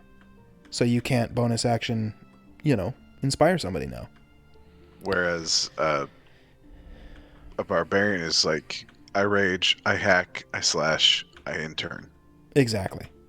So it gets messy with certain classes. That's the only reason why I haven't done it. And because I also don't want to just, overshoot it and be like, okay, everybody gets a minute. And then if somebody ends their turn in 10 seconds, they're like, no, that's it. Be like, no, you get a minute. Like, obviously, if they want to end it early, they can. But even a minute can be too short sometimes. I personally don't believe that, even though I literally just said it as the words were coming out of my mouth. I was like, you're lying. A minute is a long fucking time. Yeah. And most times... And what happens when the DM is taking over a minute? Yeah. Well, sometimes there's just shit happening in the background. And, I'm just giving you shit. No, I know. I feel you. But, if you ever run a game, you'll get that too. Even if there is nothing happening, there's stuff that in-game is happening in the background of the game that the players don't get to see that you have to resolve. So certain things, you've got to, do certain checks at certain times and yada, yada, yada. So I feel like the turn timer could be a really, really cool thing to do, to kind of speed things up. And then here's where ultimately my personality kind of busts this all apart. I also feel like I shouldn't have to. You know what I mean? Right. Like as a person, I'm just like, really? I have to actually put a turn timer on? These guys can't take their turn in like 20 seconds? This is where we are. Yeah. This is where we're at now? It's like, why can't you just take your turn like a normal person instead of, taking 5 minutes, Why I'm like, it can just be an etiquette thing. Yeah. Like, just bring it up to the table as an etiquette thing. Yeah. Maybe that's something I'll bring up to every group I play with from now on. Just kind of... I've never really thought about the, asking the table their expectations as far as, like, combat and stuff goes. Like, obviously... As dumb as this sounds, and this might actually sound completely reasonable for most people, but I think this is the dumbest fucking thing I've ever had to think about. Whenever I'm asking players to join my games or whatever, I always ask them for their trigger warnings. Like, what Oh triggers yeah. you? What's the kind of stuff that you don't want to see? What's the kind of stuff that you do want to see? And even if they don't know what they do want to see, most people have an indication of what they don't want to see. So obvious things, including, rape, for example. You don't really I want to was play a just about to fantasy say, game. I kind of want to do an NSFL game. So do I. Like, I want to do a grimdark, hyper fucked setting and, see what's up Yeah. with that. What the fuck is But up with that? I feel like it probably couldn't be streamed. Yeah, no. Because, cancel culture would have a fucking field day. But anyway, the fact that I have to ask players, like, hey, what are certain things that you, not just what are certain things that you don't want to see, right? Like, for example, like the example I already gave, rape. Nobody wants to play a fantasy game and see rape, right? I don't ever intend on having rape in any of my games. I'm very much anti-rape. Obviously, murder's going to happen. It's D&D. Deaths are going to happen. I can't really avoid that. Slavery is going to happen. It's something you can avoid in D&D, but I think it's more interesting to include it because it allows extra storylines, whether, the players end up becoming slavers and, selling people to, make money or whatever. I think that part is interesting. Obviously, slavery is bad. You shouldn't enslave people, but it's also a fantasy game where you can do anything you want. I mean, and that's part of some video games that, well, I don't know, since cancel culture if they've been in any video games, but Fallout New Vegas Yeah. and other ones. That's just the one that comes to mind readily. You can, I don't know of any games where you can actually enslave people, but Like, mechanically you can effectively enslave yeah. people in games. And I'm not trying to say that you should or whatever, but the thing that I always try to make clear to all my players, and this is just something that I do as a DM because, I try not to be an awful fucking person. Okay, so firstly, I hate that I have to ask people for what's going to trigger them. That just bugs me. But I do always ask all of my players, what do you not want to see? What is something you don't want to see? So if somebody says something like, well, I'll use rape as an example because that is something that, always gets said. Whenever I'm like, hey, what do you not want to see? Usually the answer is rape. Sometimes, there's... We use What's another taboo word. Okay. Sometimes people will say murder, and then that's not exactly feasible. That, like, it's going to happen in fantasy. Like, There's literally murder hobos. Yeah. And, like, the current storyline you guys are embroiled in, you're trying to solve a murder. Or series of murders. Like, if I can't have murder in my campaign, there goes that storyline. Now all of your quests become, go to the mountains, find this mithril, bring it back to the dwarf so he can make you some armor. That kind of stuff, whatever. So, Boring. exactly. So I try and be courteous always and ask my players, like, what do you not want to see? They'll give me answers. And then I take that and I incorporate that. Now, the other thing that I always tell my players, if they were to say something, that they don't want, and I'm not going to say what this is because it might be in the campaign and I don't want to spoil. But somebody might say, I don't want to see this, whatever the example is. I don't want to see number 1. And I will say, okay, well, could you trust me as a DM that if I do include the number 1, that I'm going to do it for a reason?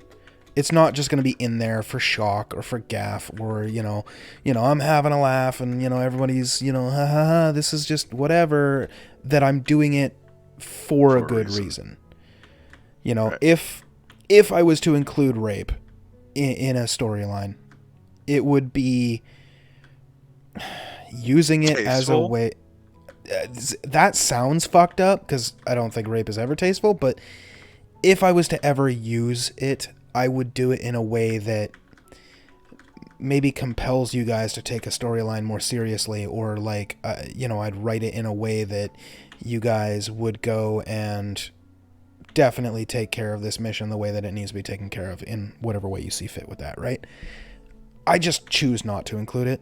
I feel like it can be done without just turning it into a fucking trigger fest, but I don't think I'm smart enough to make that happen. But, so anyway, for the things, including number 1, if I'm going to include number 1 in the campaign, I always ask my players, like, hey, if I include this, please just trust me that while it might be upsetting, I would only do it if it's necessary, if I feel like I need to include it as part of a storyline or whatever.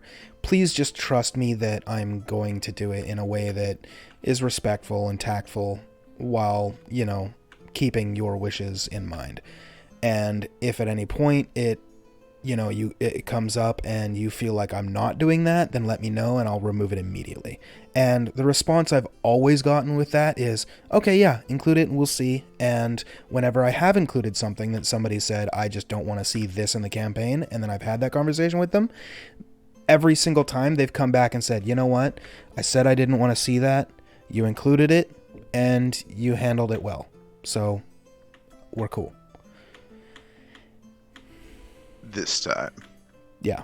So it's going to be really awkward when Strawberry wakes up after the tavern and turns out he was raped.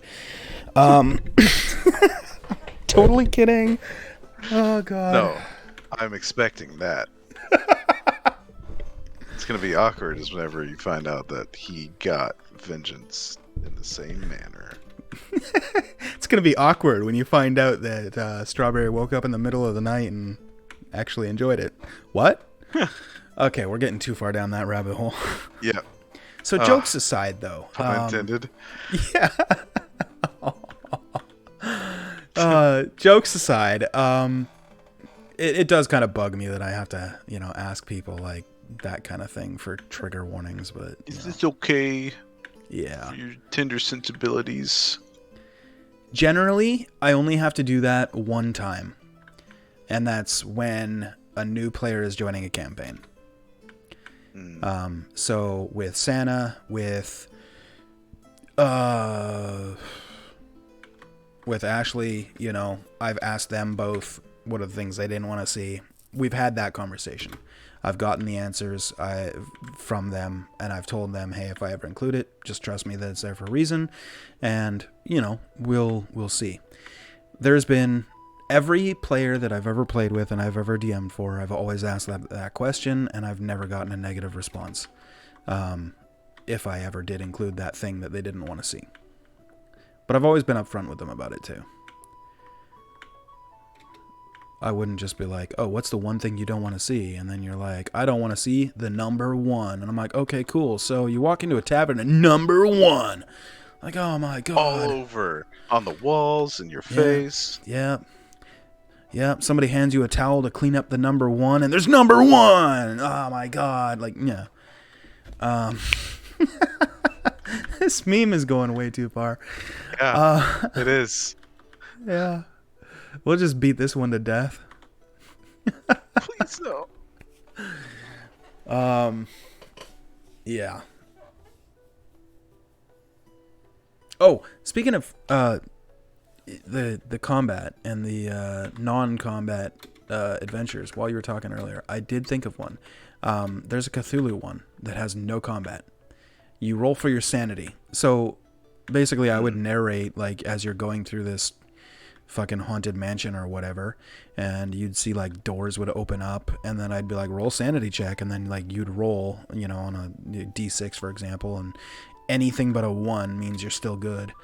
And as you slowly start seeing more and more things, you start slowly getting more and more insane. Then you realize that the giant spider on the wall with, 1,000,000 eyes on its back has been watching you the whole time. And yeah, like some real Cthulhu like shit. And I want to actually play that. I think it's called Call of Cthulhu, but there actually is no combat in that at all. And I fucking love the Cthulhu, like eldritch horror kind mythos, of mythos. Yeah. Speaking of which, that is a monster I homebrewed. If you saw the Monday campaign, where they saw some trees with holes in them, and then a fucking baby eldritch horror, and then they killed it, and all the trees started chasing them, and they were like had to make insanity checks and all that stuff. That fucking eldritch horror is a homebrew monster. Not to toot his own horn or anything. Yeah, I mean, I just thought of it like perfect example of, you know, something that I totally did, you know. Yeah. Uh-huh. Because I'm that awesome. But nothing existed like that, and I needed something like that. So I was like, you know what? I'll make it. And I think it turned out okay.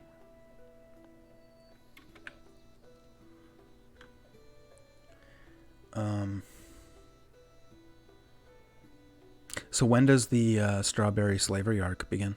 Is that next week, or will we wait like a couple? Oh, we've already set the groundwork for it. Oh, okay. Good. So the reason why you're trying to find your brother is because he's going to be your partner in the slavery ring, right? Exactly. Gotcha. You're catching it. Yeah, okay. Excellent. That'll be fun. Oh, shit. Yep. I feel like once we start delving into rape and slavery, we're like scraping the bottom of the barrel. So you DM all the time. I do. Do you have any plans? Have you looked into any games as a player? Only when they come up. Like, obviously, you know, you're in the Discord, so this is mostly for the audience's benefit. The caveat here. You know, the Magic the Gathering D&D crossover thing that was just released. One of the guys in the Monday game wants to run that game. I'm already DMing, you know, Monday, Tuesday, and then I play IRL intermittently as well. I don't know if I want to add another game of D&D on top of that. There was times when I was doing 4 or 5 games a week, and that was a bit much, so I wanted to scale it back. But when these games come up, whether it's somebody wanting to DM for the first time and, you know, they want me to play in their game, or, you know, when one of the guys is like, hey, I'm going to do the Planeswalker game, who wants to play? I sit there and I go, fuck, I really want to play. Because that's one thing that, if you ever DM, you're going to figure this out. Once you DM one time, you're always going to be a DM. Yep. Mm-hmm. I've noticed. Yep. And it's not necessarily because you'll enjoy it. It's going to be because once you can DM, all the other DMs in your friend group are like, finally we can play. Right.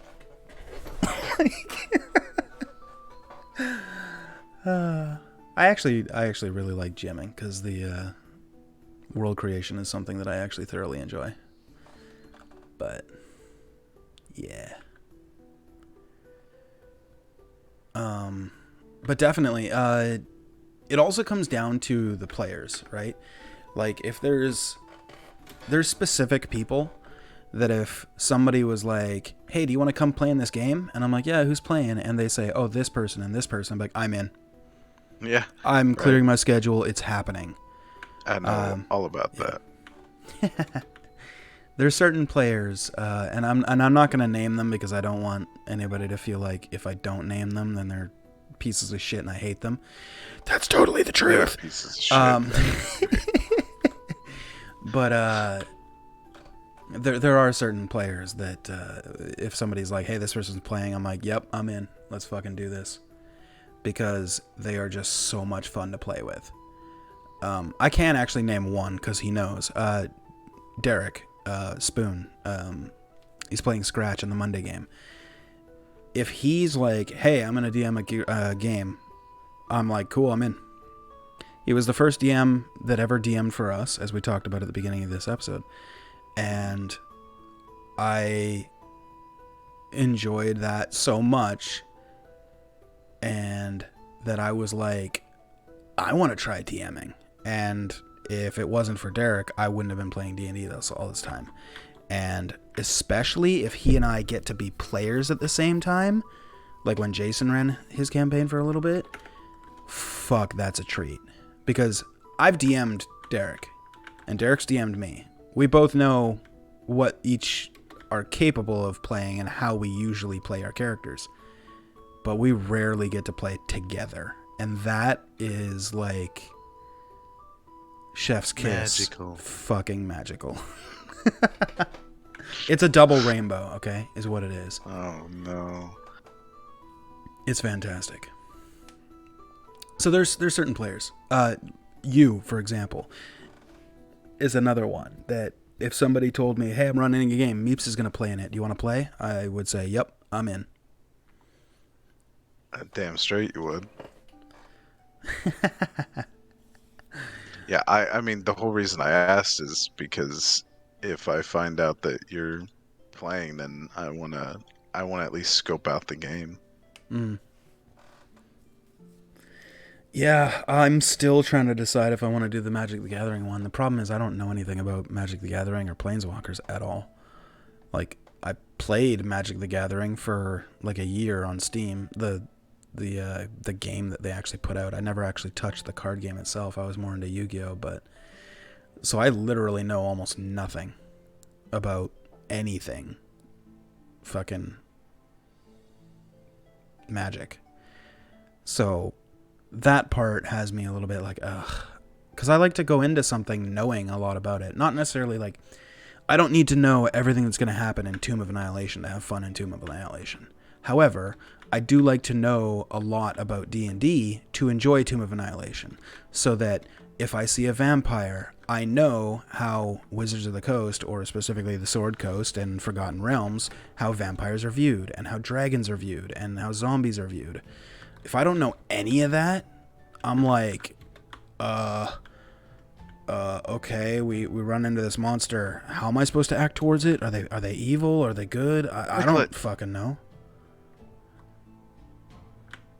You know, and that's how I would be with Magic the Gathering. So that takes a huge part of the game out for me. Yeah. Yeah. You just tickle vampires. That's how you respond. Exactly. Or you hug them with holy water. Right. Never forget. But mechanically, you don't put a fucking hand crossbow up to their chest and pull the trigger, because mechanically you have disadvantage when you do that, because it's a melee attack with a ranged weapon. Unless you've got crossbow expert. Yeah, something like that.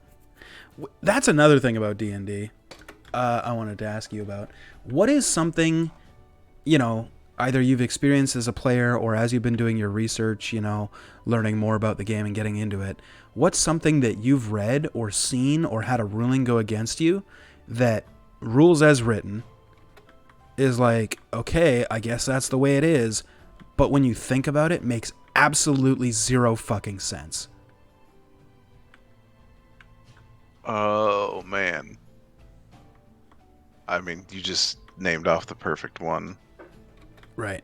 The vampire and the hand crossbow, yeah. Right, and then like putting a ranged weapon right up to point blank and then having disadvantage. Yeah. Probably anything to do with swimming.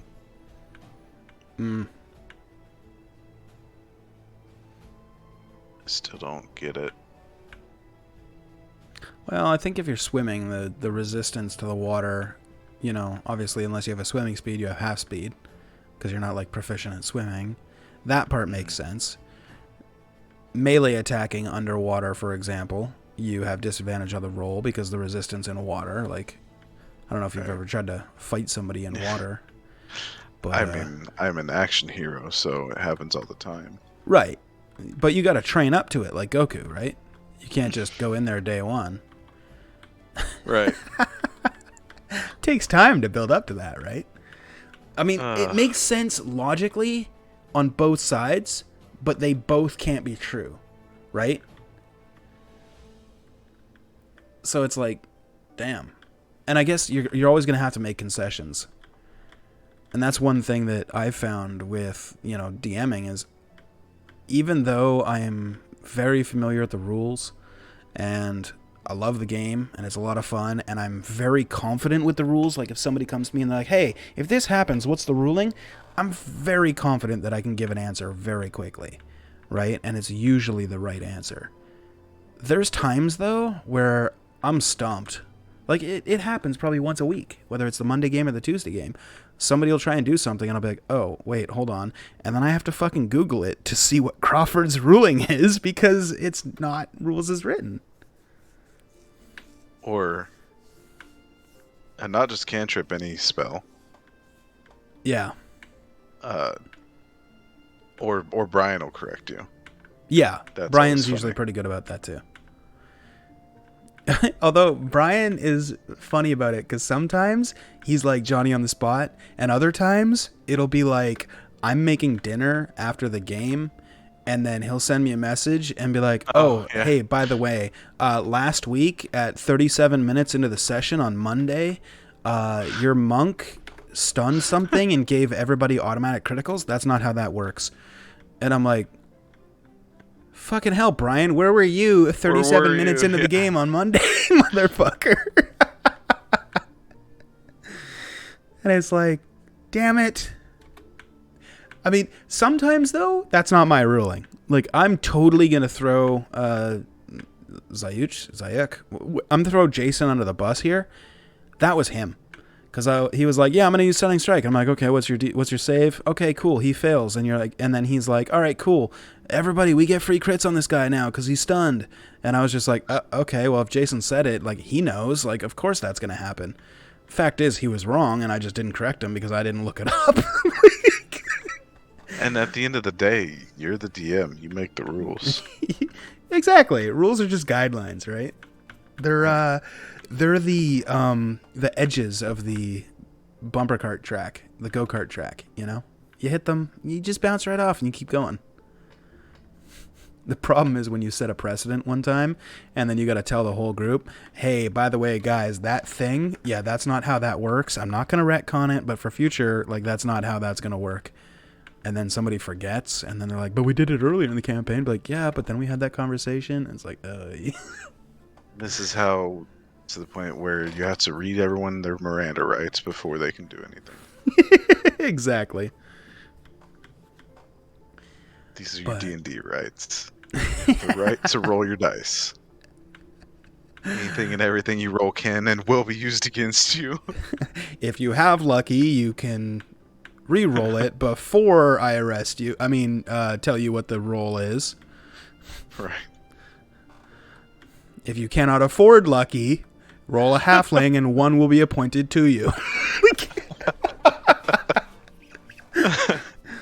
Oh, shit.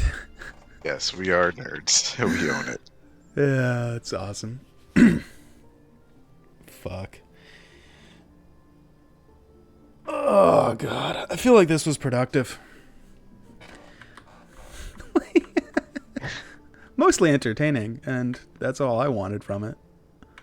Yeah, and, you know, this is what mutual misunderstanding is all about. We hold back conversations that we would normally have while just shooting the shit, and we just broadcast it. Yeah. And hopefully it's entertaining for everybody else.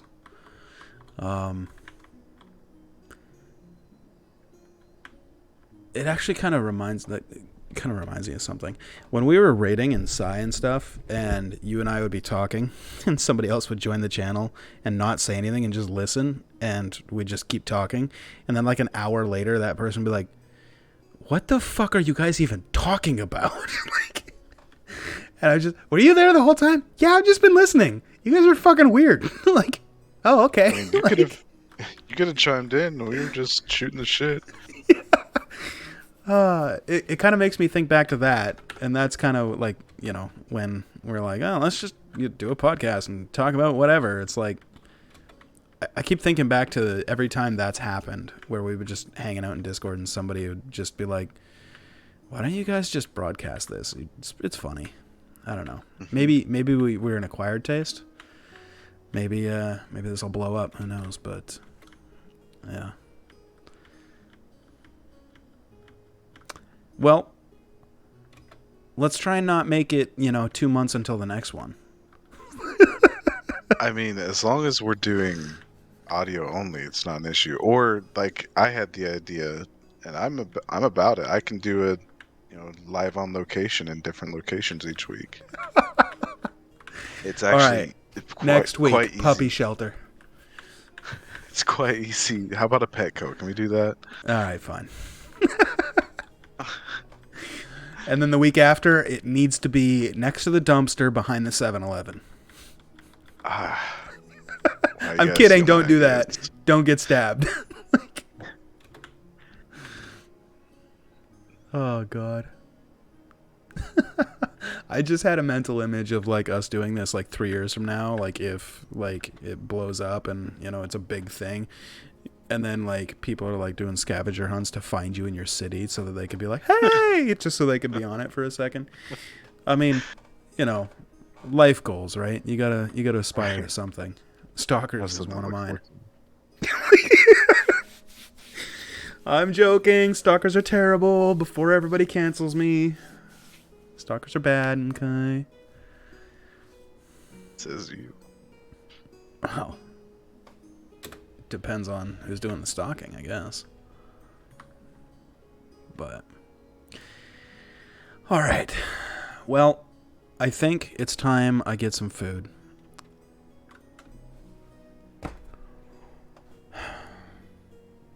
You didn't eat before we started. No, I was going to, but then I ran out of time. Yeah. Awkward moment. Yeah, as I alluded to it a bit earlier, a lot of the research I've been doing, A, I want to know more about D&D, and B, I want to DM my own campaign. Sign me up. I think it'll be fun. Of course it'll be fun. But we've talked a lot about it, and I'm on board with your idea of doing a module first, but eventually I want to have my own fully realized homebrew. But I think the more I think about it, the more I think I'll either go with Pathfinder or wait until 6e, just because it's so expensive. Yeah, buying And all the books right now is like prohibitively expensive. I know there's ways around it. But if you like something, you should support it. Yeah. Like, for example, if you're enjoying this content, you could support it if you had Amazon Prime. And then you could subscribe to this Twitch channel for free with your Prime sub. See how I did that? Yeah, I think everyone knew you were softballing up to that. Well, I mean, you teed it up. I just had to hit it. Like, Yeah. I mean, when you tee it up like that, it makes it pretty easy. I see where I went wrong.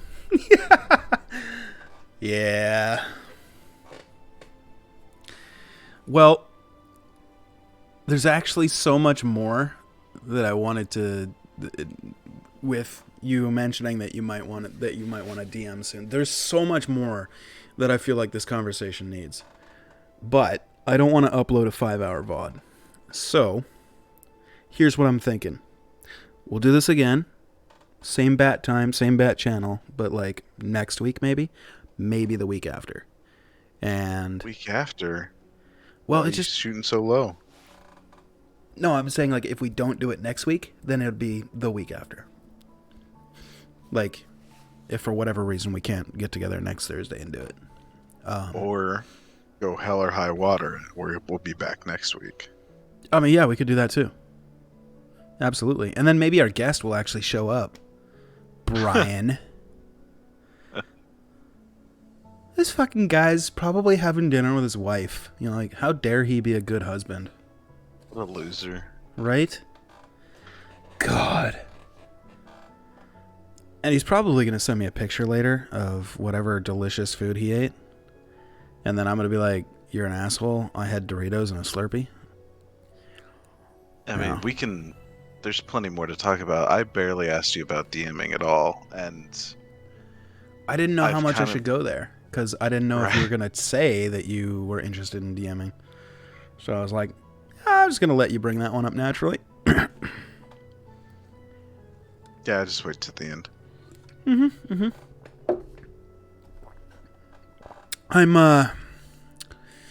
coming up with a conundrum now where I think I've kind of dialed in like what the intro is going to be. It's, like, hey, that's Drew. I'm Jay. There's a mutual misunderstanding. Jay, I'm so Drew. We're going to talk about some shit. Yeah, I fucked up though. Oh my god. Because the name of mutual misunderstanding, I think that's perfect that you say that's Jay, I'm Drew.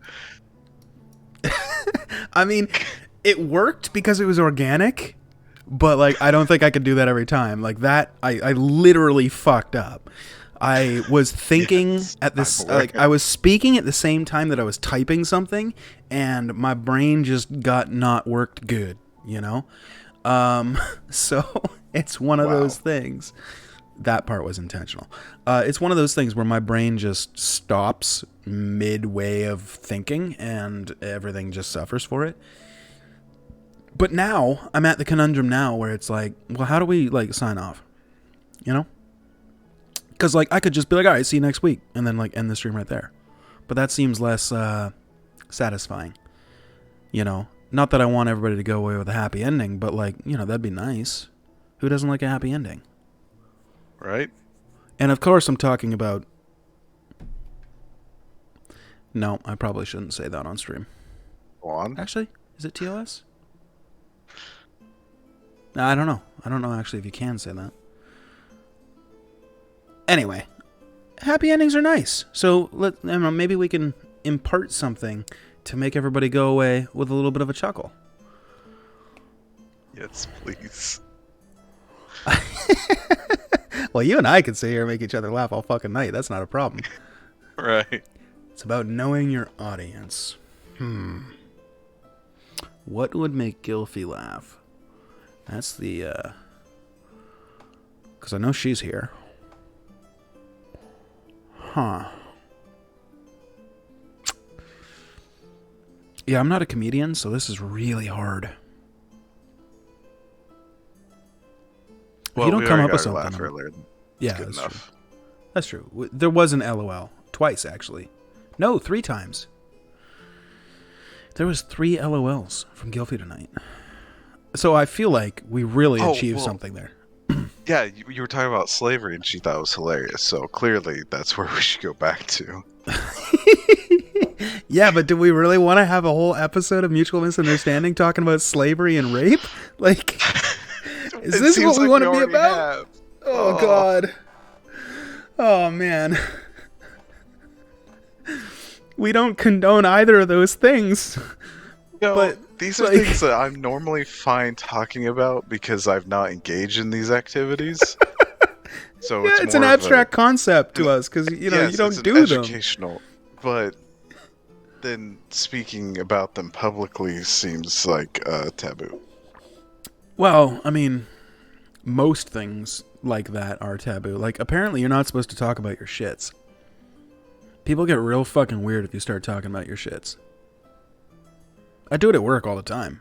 Like, I'll come out of the bathroom and I was like, hey, guys, don't go in there. Fuck, dude. I dropped the whole team of the Browns off at the Super Bowl. And they're just like, dude, Jay, we don't need to know that. Be like, no, seriously? I'm probably 12 pounds lighter. No joke. Yes. Where's the scale? I'm going to go step on it. Like, you know what I mean? Like, that kind of thing. And they're all just like, oh, dude, what the fuck? And I'm like, dude, everybody shits. What's the problem? Like, this is the quality content do you not shit? From mutual misunderstanding. So, I mean, if talking about shitting is taboo, then, everything is. Somebody will always be offended, inevitably, at anything. So I'm offended. Well, yeah.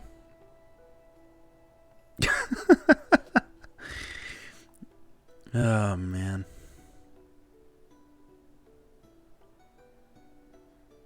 All right, well, how about this? Thanks for watching Mutual Misunderstanding. This was the second episode. We will do a third one next week. Come hell or high water, as Drew has said. Yes. If for whatever reason we don't, you're fucking lost. Blame me. Yeah, or me, because it'll be one of our faults. I mean, because that's how these things work. really, when you got two people, somebody's gonna be to blame. I mean, or inevitably one of us could die, like at any moment, like it could happen. If the webcam wasn't broken, No. if the webcam wasn't broken, I would. But he's not a kitten; he's a 1-year-old, so yeah. Won't encourage it. Yeah, actually, Drew just told me the other night that I post pictures of my cat way too often, like those annoying parents that post pictures of the babies all the time. That's me, so it's fine. It's a problem. At least mine's cute. People that post pictures of their babies don't understand that their babies are ugly. It's like, Jesus, dude. Every kitten is cute. Babies not so much. See, now I've just offended the other people that weren't already offended. This is why we gotta end it. I was already offended. Fair.